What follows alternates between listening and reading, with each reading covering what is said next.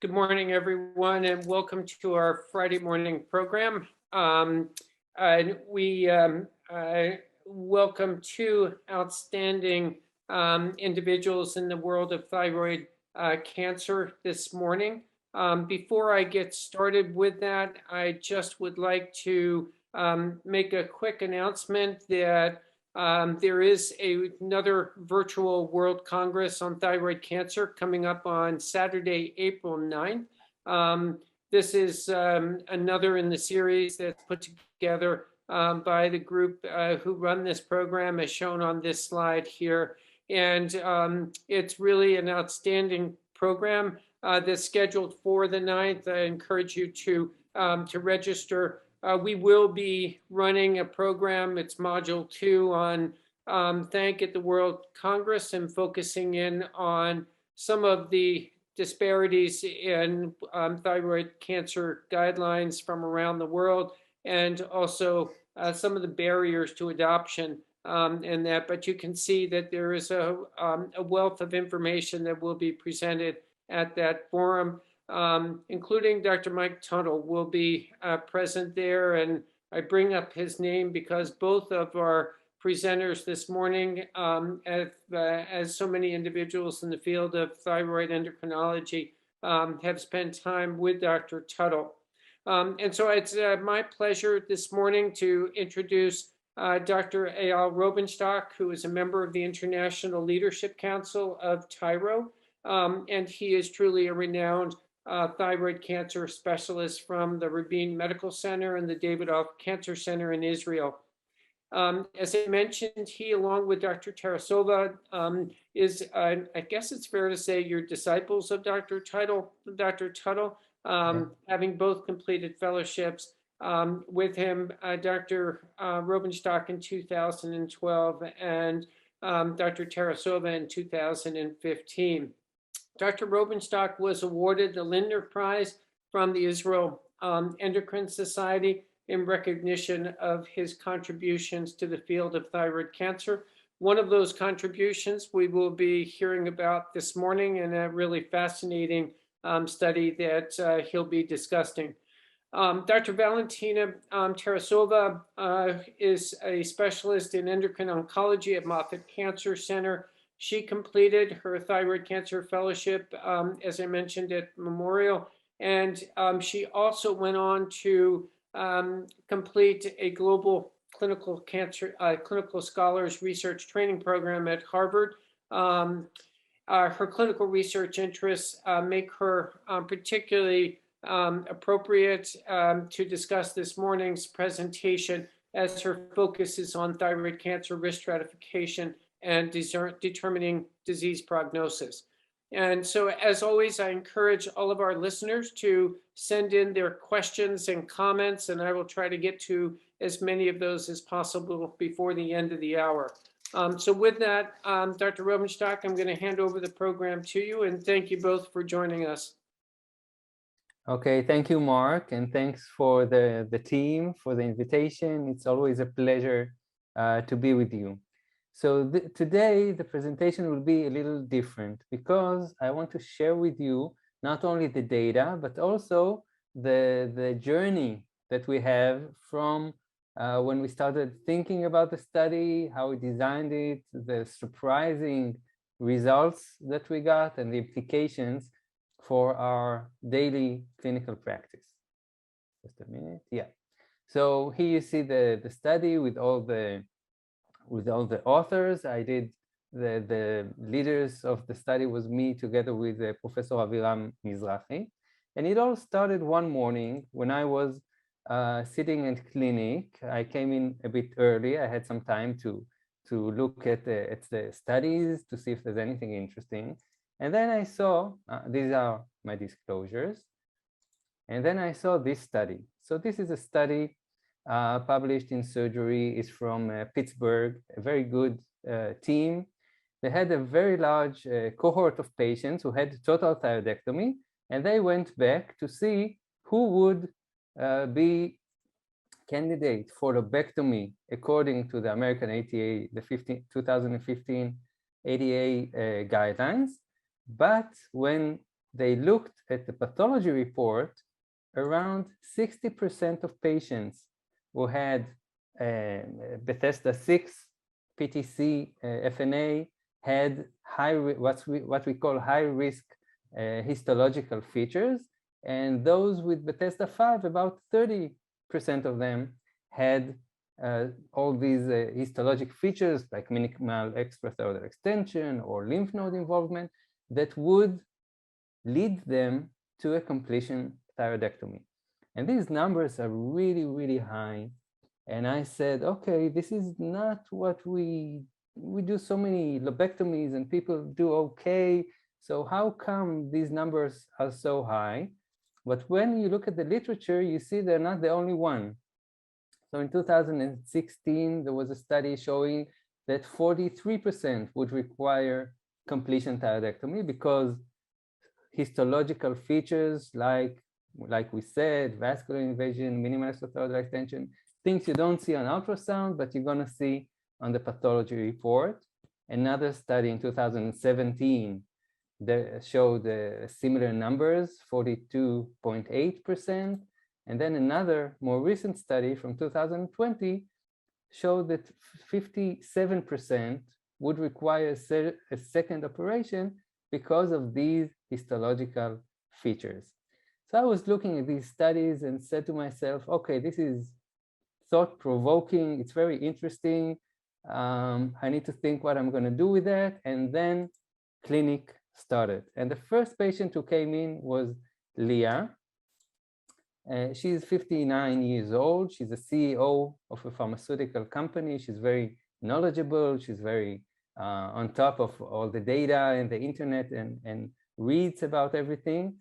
And she asked her doctor to do an ultrasound, an abdomen ultrasound and neck ultrasound, because she wanted to know that everything is okay. And we know how it goes from here. So on the right side, she had a 1.1 centimeter nodule, which was suspicious. And on FNA, it was Bethesda 6. And that was the only finding in her thyroid. The other side was completely normal, no suspicious lymph nodes. So like we do many times, I started discussing what we should do next, and she read some literature about thyroid cancer. So we said that according to the American Thyroid Association guidelines, she can have a lobectomy, which is going to be safe, and her outcome is going to be great. We discussed overdiagnosis and overtreatment, and thyroid cancer, if you look for it, you find it. If you don't look for it, you don't find it. And we know that occult PTC is very common in the general population. Several studies, mostly autopsy studies, showed numbers between 4 and 11% in different populations. And most people who have these small thyroid cancers will live their lives without knowledge of the disease, without any health implication from these small tumors. And then she asked me, we'll go for a lobectomy, but what are the chances for completion thyroidectomy? What are the numbers? And I've just read these papers, and we have a problem. Because on one side, we say it's almost nothing. These patients, if she didn't do an ultrasound, if she hadn't done an ultrasound, she would be healthy. She would live her life. Most probably nothing would happen. And she would be in this group of occult patients with people. It's not patients with occult disease. But she had an ultrasound, and here she is in clinic. Most probably she doesn't need anything, but because it's above 1 centimeter, and so she can go for a lobectomy. On the other side, we have these studies saying that the high-risk features, aggressive features on histology, on pathology report are very common, between 30 and 60%. So how does it work together? So at this point, I saw this patient, she's the red one. And for each patient that we diagnose and treat, there are other people that have occult disease. We don't screen for thyroid cancer, we don't look for them. So then my question was, what happens in all these people that we don't diagnose? Are these as histologic features, again, small lymph nodes, minimal exothyroidal extension? Is it unique only to the ones that we do diagnose and it doesn't exist in the other people that we don't diagnose? Or maybe it's something that is so common that everybody has it, and then when we incidentally diagnose someone, they have a risk of 30 to 60% of having these features. So this was a question: what happens in people who have occult disease? Do they also have these high-risk histological features? So the goal of our study was to assess the prevalence of, we called it adverse histologic features because we didn't want to call it high risk, because we wanted to question this hypothesis in occult DCT. And occult disease is by definition not diagnosed during lifetime, so the only way to do it is to look at autopsy studies. I hope the logic so far is okay and everybody is with us.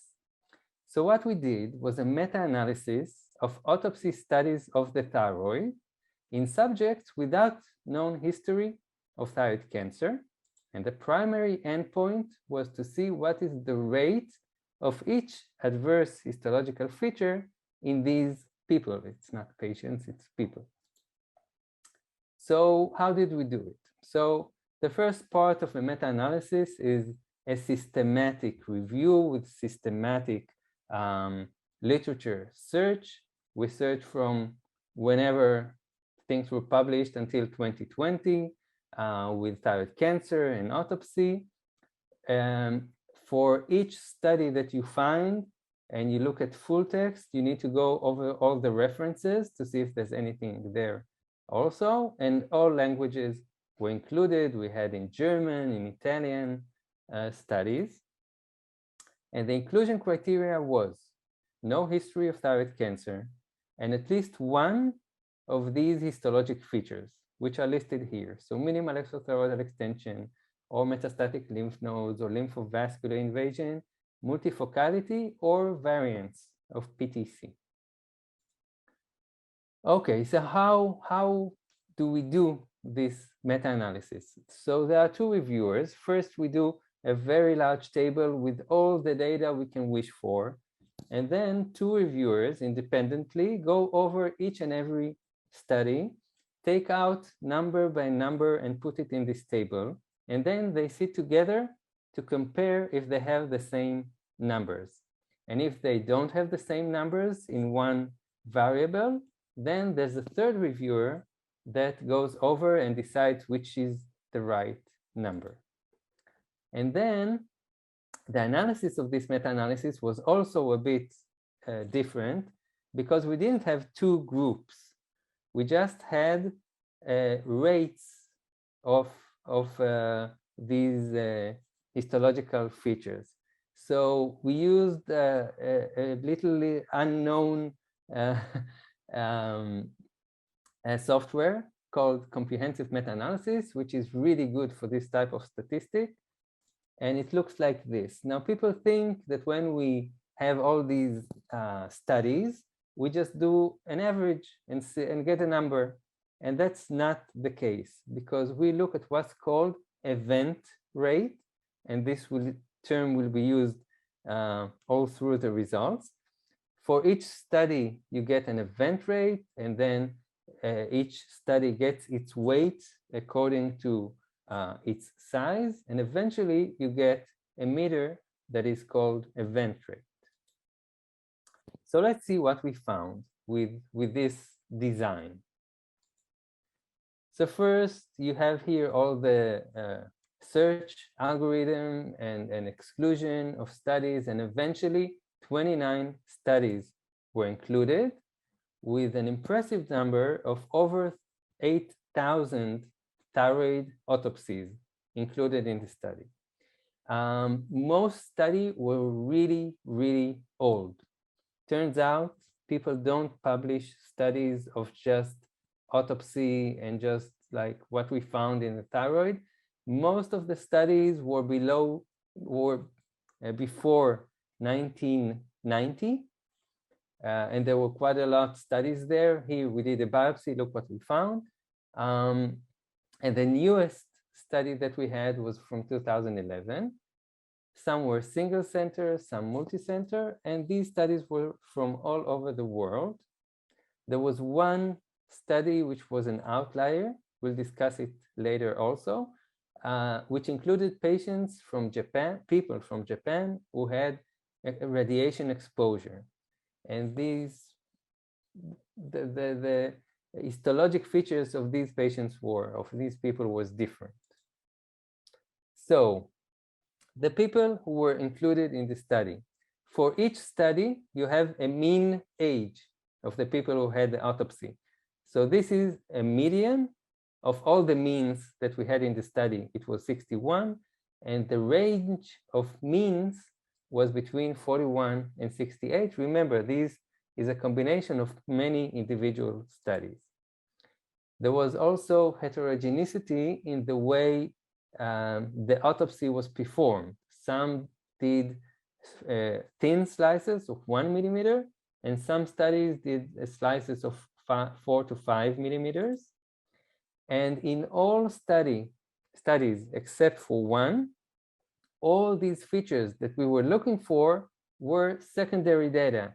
So all these studies wanted to show something, and they said, okay, we found this and this number of thyroid cancer, and 2 had extrathyroidal extension. So it's all like, if they gave us the data, we had the data. If it wasn't reported, then we didn't have the data. So we know for sure we have high heterogeneity between studies, because some reported, some did not report some of the variables we were looking for. So we know there's a high risk of bias, but the bias is for missing data. So we can have people who have occult thyroid cancer. They don't have minimal extrathyroidal extension because in the study they didn't look for it and they didn't report it. So if anything, we're gonna see smaller number than are really there in the autopsy.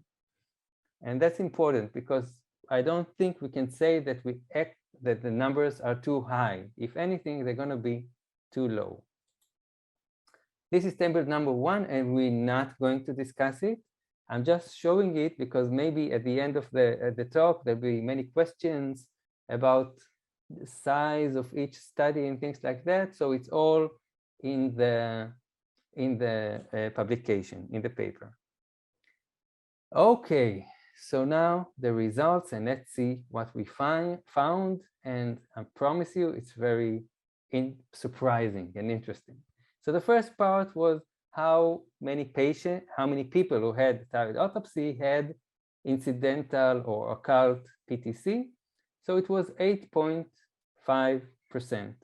And this goes along with what we know about thyroid cancer. So this number makes sense. And the vast majority were microscopic, below 1 centimeter, between 0.5 millimeter to 9 millimeter on average. So let's see the features that we saw. So most data was about multifocality.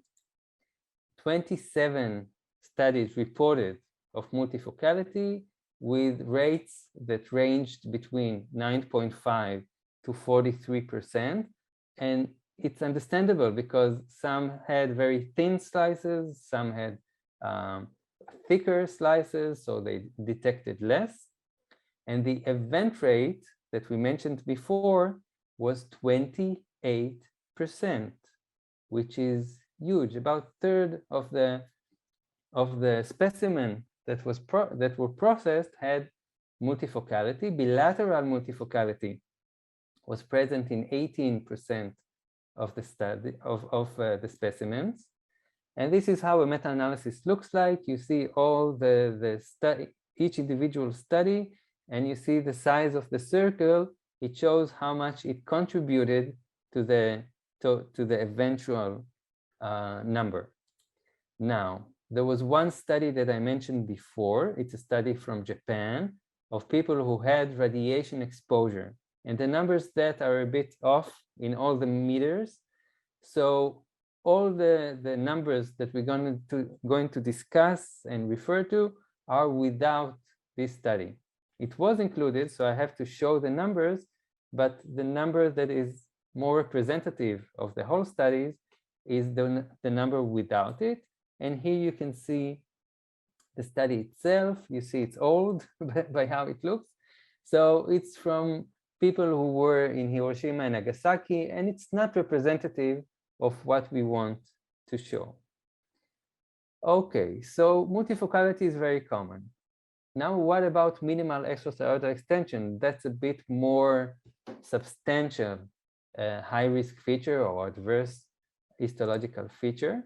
So this was reported only in 5 studies, and the event rate was 24%. And again, when excluding this study from Japan, the event rate was 18% of specimen. And again, you see how it looks like. You see Samson, the top one is an outlier, and this was excluded, and we get 18%. Now, interestingly, these are very old studies. None of them defined the criteria for minimal extrathyroidal extension. And to be frank, it's debatable until today what are the criteria for minimal extrathyroidal extension. But this is a limitation. What about lymph node metastasis? Reported in 13 studies, event rate, again, look at the red circle without this radiation exposure study. So the event rate for lymph node metastasis was 9.7%. Again, you see the graph here. And we want to know the size of the lymph node ratio. None of these studies reported it.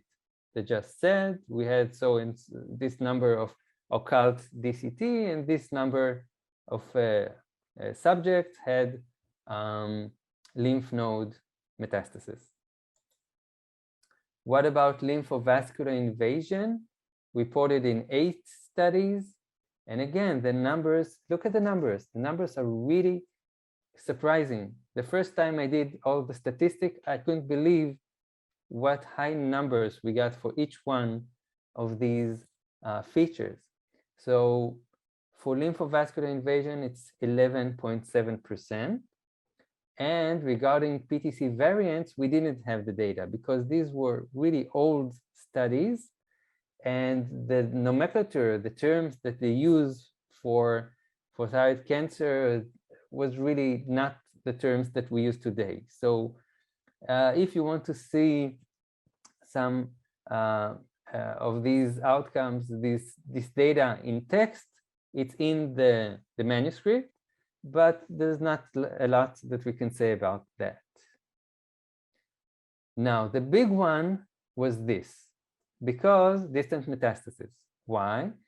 Because we say, okay, these people that had thyroid cancer on autopsy, these people with occult disease, our theory is that they had small, insignificant disease, but some can say some of them had maybe aggressive disease, but they just died before it came to light. So if in this cohort we'll see many distant metastases, people can tell us, okay, you saw these aggressive features, just give them more time and they'll progress into advanced disease. But if distant metastases are really, really rare or don't exist in this type of cohort, it supports the concept that these people included in the study had really subclinical disease that would not affect their health with time. So out of the 29 studies included, in 25, the thyroid autopsy was part of a whole body, a full body autopsy. Now, only 4 studies specifically said that people either had or did not have distant metastasis, and the other 21 just did not mention distant metastasis from thyroid cancer. And overall, 3 subjects with were found with distant metastasis from differentiated thyroid cancer. And it's interesting because in two of them, the distant metastasis were the cause of death. So it's hard to say that it's a subclinical disease or occult thyroid cancer. They were included in our studies because there was no diagnosis before they died. So you can call it occult. But really occult distant metastasis, I think we can say that it's only 1 out of all these subjects that were included in the study. So if we think about how small the tumors that were found were, most of them microscopic, from all this cohort, only 1 with occult distant metastasis, it does support this concept that what we assessed were really subclinical tumors. So let's go over the numbers. So occult DCT was found in 8.5%, and adverse histological features, excluding that Japanese studies, look at the numbers. So the numbers are really high. We couldn't sum them together.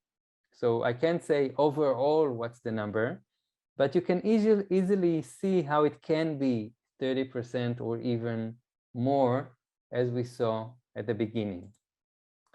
Now, even though we included all the studies, these studies were not designed for our variables, our outcomes. They did not all variables were reported in all studies, and the studies were heterogeneous. Still, we got very impressive results. And what we can say is, first, this theory that thyroid cancer, we have a large reservoir and many people have thyroid cancer without knowing about it, is true, because 8.5% of these subjects had thyroid cancer.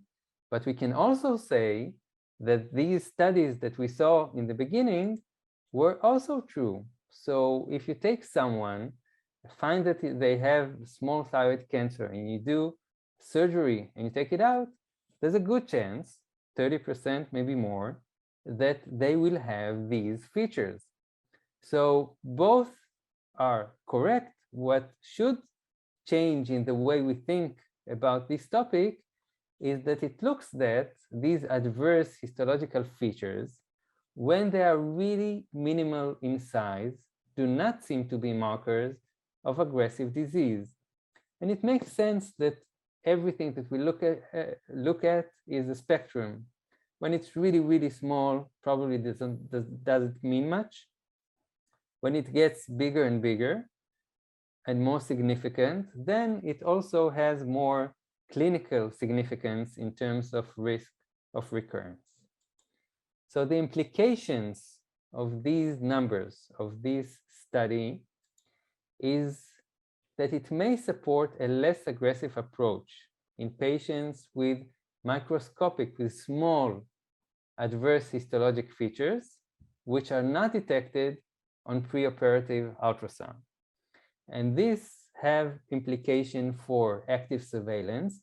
So Mike Tuttle, that we discussed in the beginning, he has a ton of patients with active surveillance. If you send all of them for surgery, many of them will have these small high-risk features. Does that mean they all need surgery? No. And also after lobectomy, if we saw nothing on ultrasound, the surgeon didn't see anything significant, and then on the pathology report we have small high-risk features, then probably it's not mandatory to do completion thyroidectomy in all patients, but you do need to assess the severity, how big or small each of these features are. And eventually, we want to use this knowledge to match the type of treatment, the intensity of treatment for each patient to get the best results. Thank you. Hello, good time of the day. I will now further speak about why and when to do completion thyroidectomy.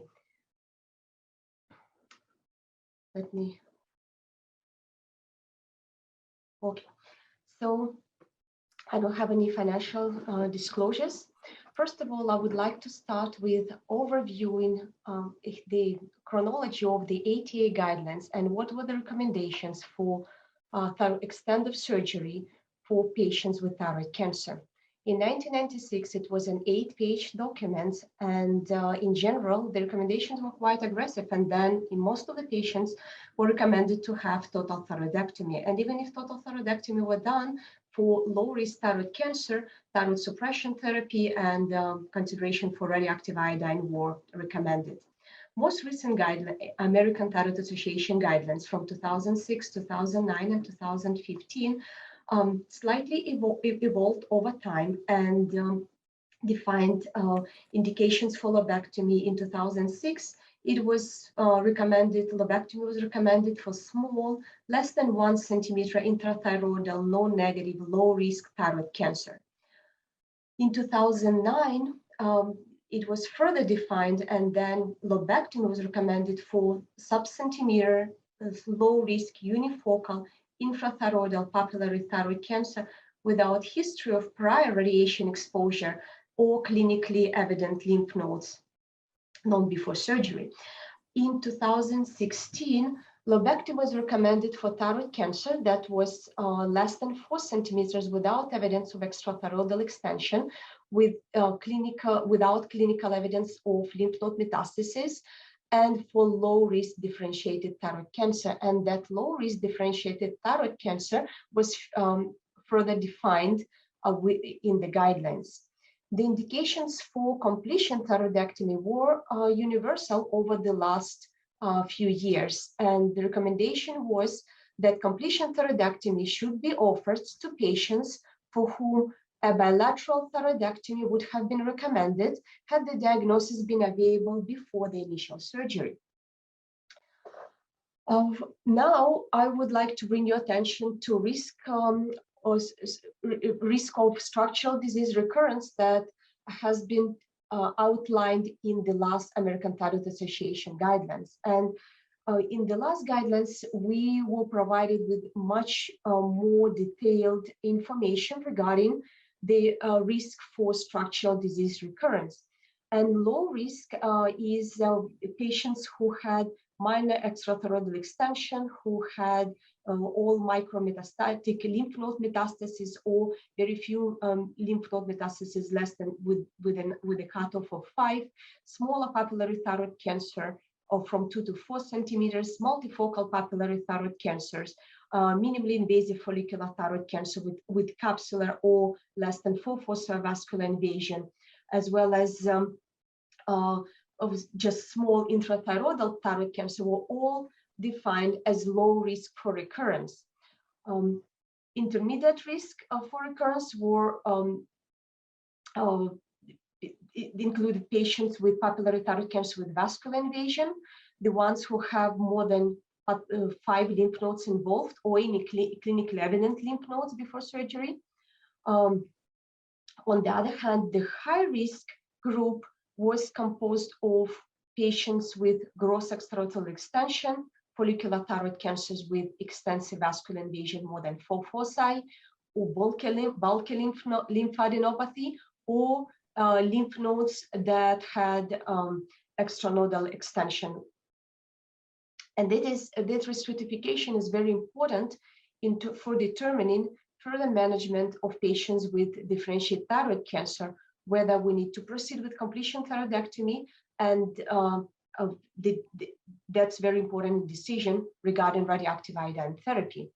So what are the advantages of thyroid lobectomy? So definitely there is lower rate of recurrent laryngeal nerve injury. There is no risk of hypoparathyroidism after surgery. There's shorter hospital stay. There's faster recovery. The risk of hypothyroidism after lobectomy is up to 30%. So many patients have opportunity will have chance not to be on thyroid hormone. And the only major downside of lobectomy is the potential need for completion thyroidectomy. And here, we will review one we need to do completion thyroidectomy.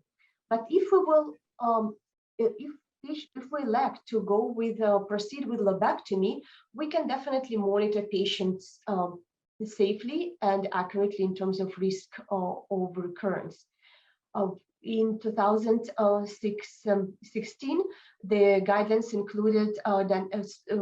included dynamic risk stratification in patients with lobectomy as well, in addition to patients who were previously treated with total thyroidectomy and radioactive iodine. So that dynamic risk stratification could be applied for patients with lobectomy, and criteria were well defined, and patients could be stratified in four groups with excellent response, biochemical incomplete response, structural incomplete response, and indeterminate response, even if they had lobectomy.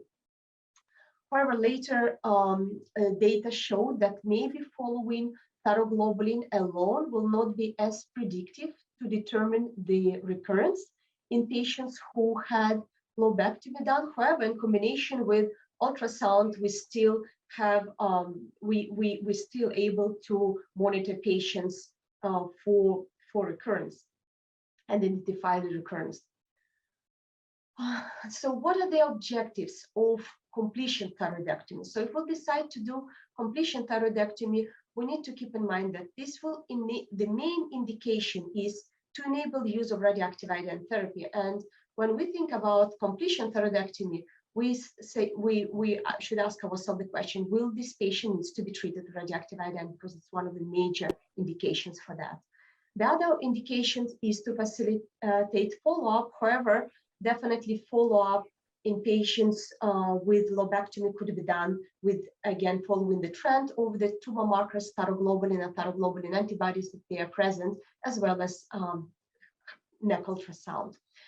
American Thyroid Association guidelines, the last guidelines, also state that one of the indications for completion thyroidectomy is provide resection of multisectoral disease, but that comes to the idea of having multifocal disease and whether it's really presence of multifocal disease represent the high-risk feature. So that's the most debatable indication. So what are the indications for completion thyroidectomy? So here are the clinical pathological features to consider for lobectomy and the ones that we need to consider for completion thyroidectomy. And as you see that basically circles back to this initial risk stratification and distinguishes the patients who are at low risk for recurrence, the ones who are at intermediate risk for recurrence, and the ones that are at high risk for recurrence. So the major indications are really for completion thyroidectomy are in patients who have high risk for recurrence and the ones who have high-grade pathological features. Let's say we find that the patients have poorly differentiated thyroid cancer or hobnail or columnar variants of thyroid cancer. The ones who have gross extrathyroidal extension that was not really appreciated on the preoperative imaging. One of the biggest indications for completion is that extensive vascular invasion, more than in 4 foci in patients with follicular thyroid cancer.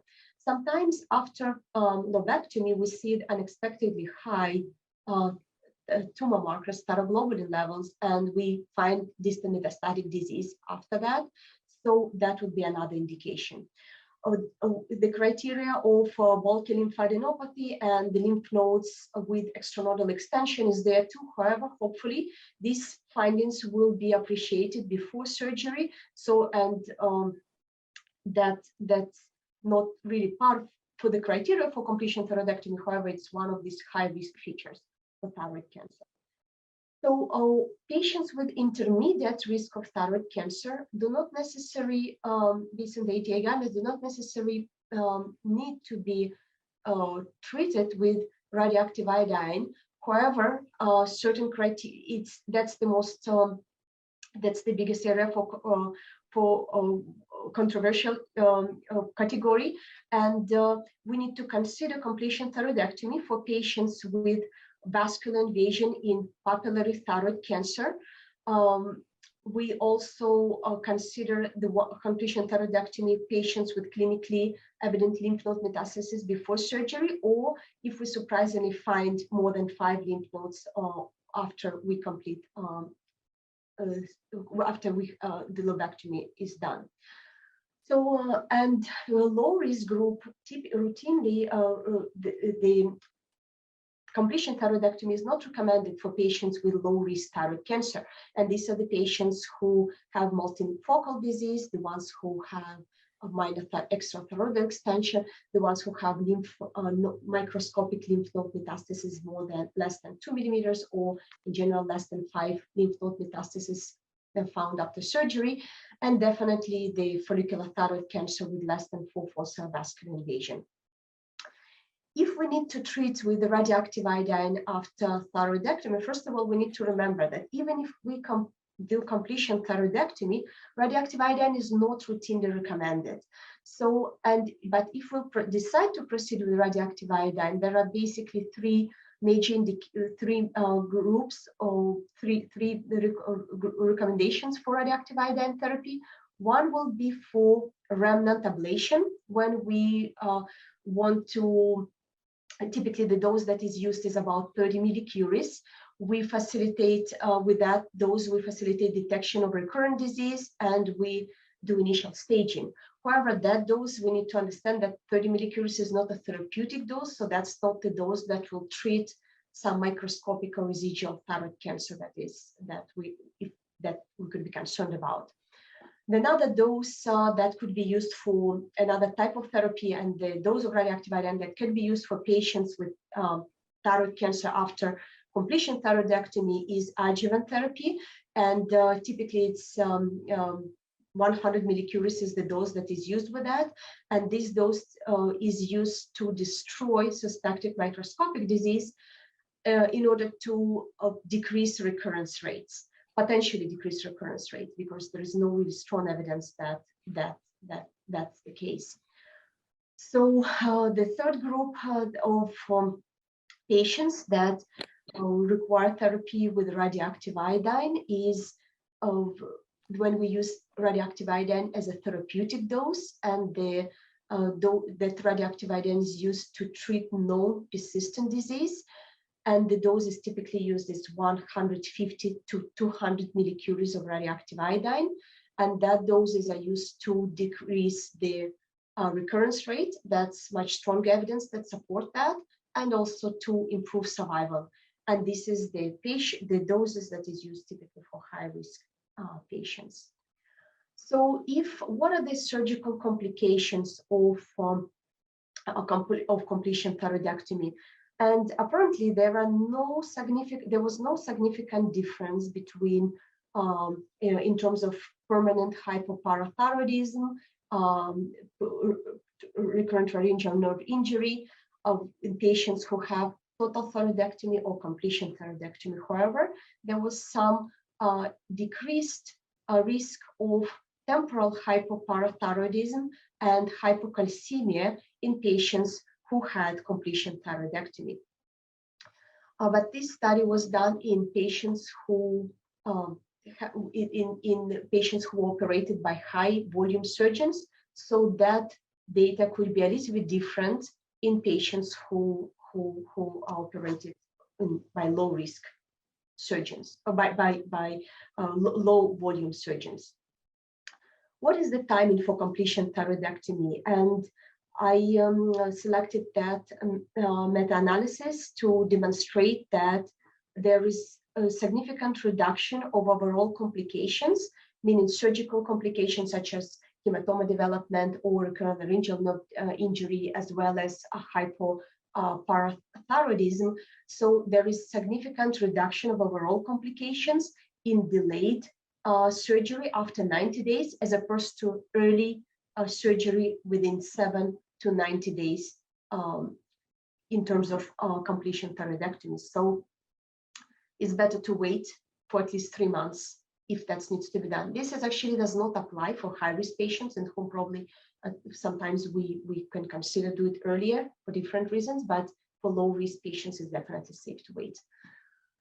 This is the most recent study on oncological outcomes, looking at the patients with low to intermediate risk thyroid cancer that was treated with lobectomy versus total thyroidectomy. That study is coming from Memorial Group, and they used propensity matching based on age, gender, variant, radioactive iodine therapy, and basically that propensity matching is a way of doing statistical, it's a statistical method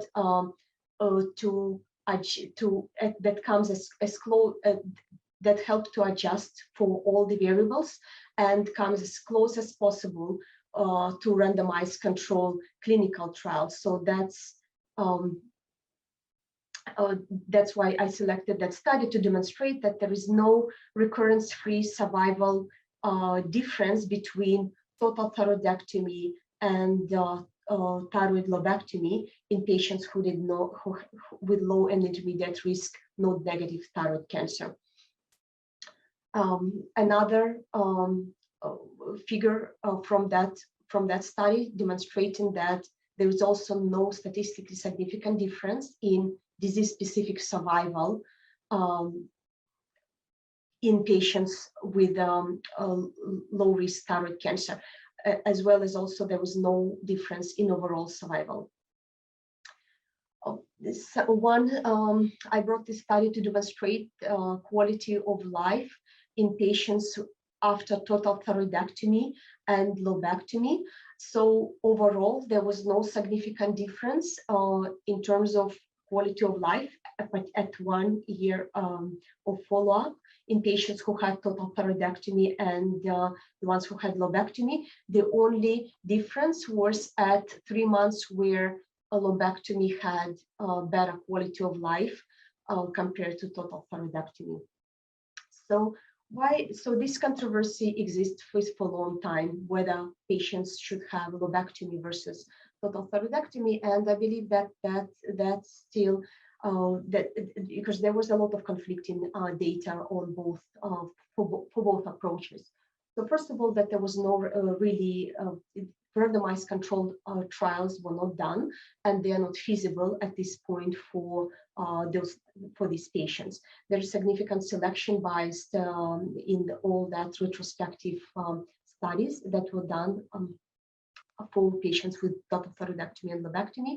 There is also different level of surgical experience and preoperative evaluation that actually evolved over time. That's why there is still a lot of conflicting data in this area. And what are the future direction in the field? We also will need to further explore the role of molecular markers to determine the need for completion thyroidectomy and for indications for total thyroidectomy versus lobectomy upfront. And also, we also need to determine oncological outcomes in patients in combination of these adverse features. What does it mean to have multifocal disease with minor extrathyroid extension with some degree of vascular invasion? And maybe add into that molecular markers. So there's definitely a lot of work that needs to be done. But thank you for your attention, and I would like to finish my talk with this Dove of Peace by Picasso from 1961. Wonderful. Well, thank you very much, both of you, for really outstanding presentations. Eyal, thank you for really an extremely thought-provoking study. Before we get started with some of my questions, I want to just make sure that I get to some of the questions from our audience. Dr. Bramwine has raised the question as to whether or not the studies on autopsies you were able to differentiate between lymph nodes positive or negative versus whether these were there were any of these patients that had aggressive lymph node status. No, it was only yes or no. There was no data about the size, number, lymph node ratio, only the number. Oh, okay. And she also raised the question, was the gender distribution reflective of what we expect from male to female ratio? Yeah, so gender, we had data only on the whole, each study reported male and female data about the whole autopsy cohort. Overall, there were more men than women, probably men die more. But for thyroid cancer patients, people with occult thyroid cancer, we didn't have numbers for men versus women. Great. Dr. Brito has raised the question as to whether or not you had data. I know there was only a handful of studies that actually looked at bilaterality of multifocal disease. Yeah. Were you able to decipher whether multifocality in one lobe was predictive of bilateral disease? So bilateral disease were only present in subjects who had multifocality in the first lobe, and 18% of the study that reported it, 18% had bilateral multifocality.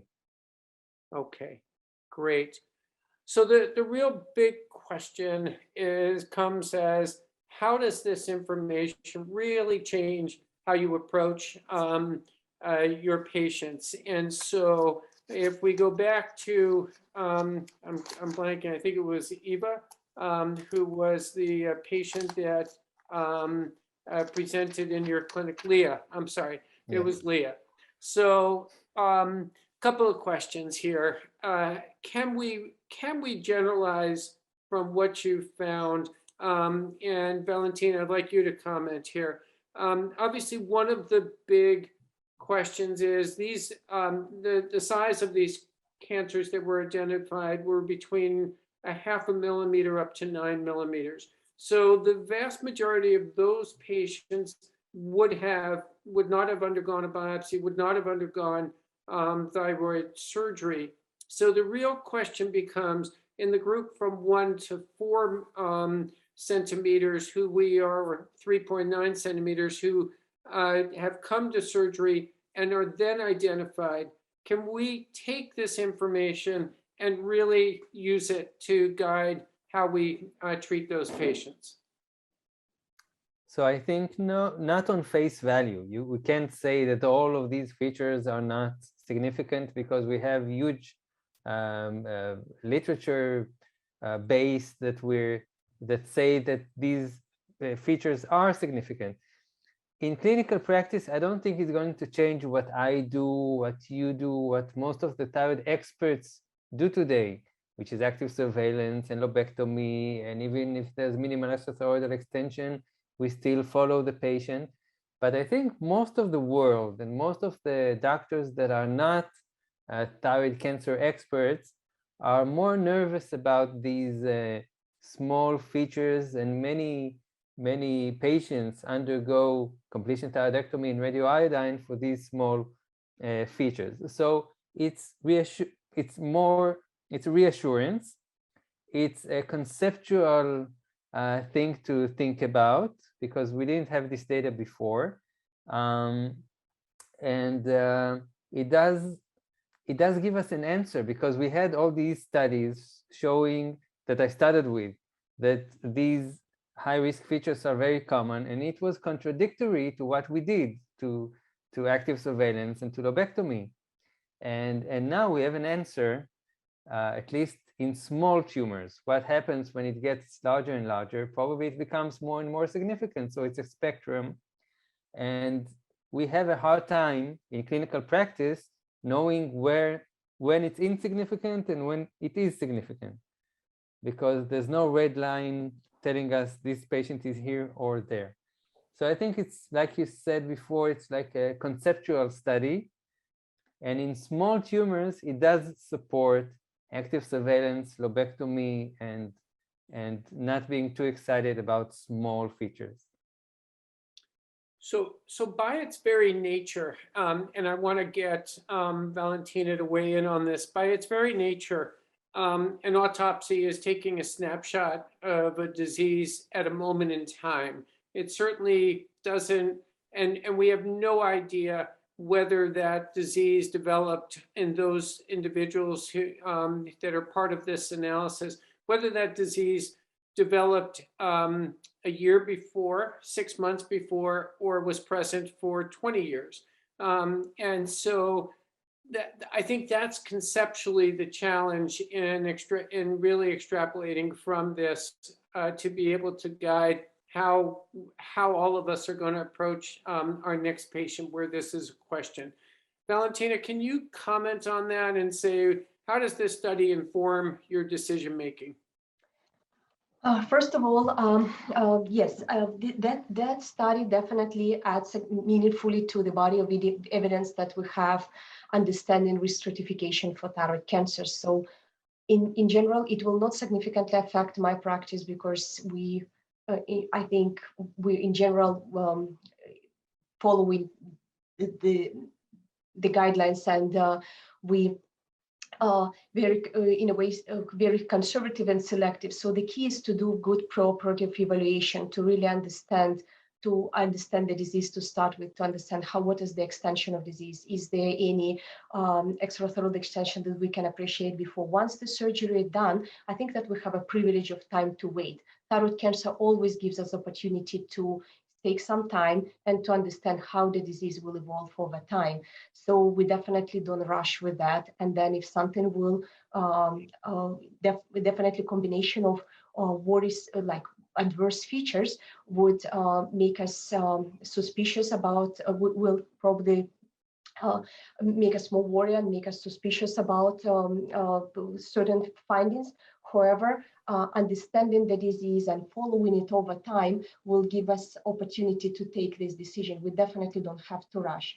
I want to say that the high risk features does not necessarily mean high risk cancer. I would definitely support the idea that this is adverse features and does not really necessarily mean that this is high risk features, does not translate to the high risk disease and high risk for recurrence.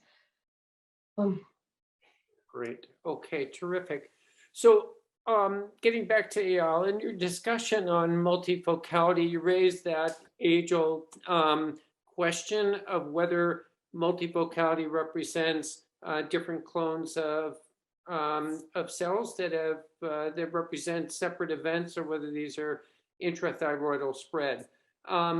If you had that information that you had these were separate events versus cancer spread from an index lesion, would you feel more or less comforted in terms of your decision regarding a completion thyroidectomy? Can you just comment on that in the remaining moments? So in order to decide if we're worried about something, if we want to do completion or not, we need to see how it was treated and what's the outcome, and how it was treated and how was the outcome. And because we don't have this data on it in most studies and in daily practice, I really don't have the data. What is the significance of multifocality with different cell lines, or if it's intrathyroidal spread, which is better, which is worse? With the data that we have today, I don't see any, it wouldn't change my decision. I'm trying to get inside of your head and ask you to intellectualize that, but I realize it's an unfair question here. So we are up against the end of the hour. This was just absolutely an outstanding presentation and discussion. I want to thank both of you for agreeing to join us this morning and carving time out of your schedules. Congratulations on a wonderful study. And we invite everybody who's participated today to come back next week and join us again. Everybody stay safe, and thanks once again. Bye, thank you.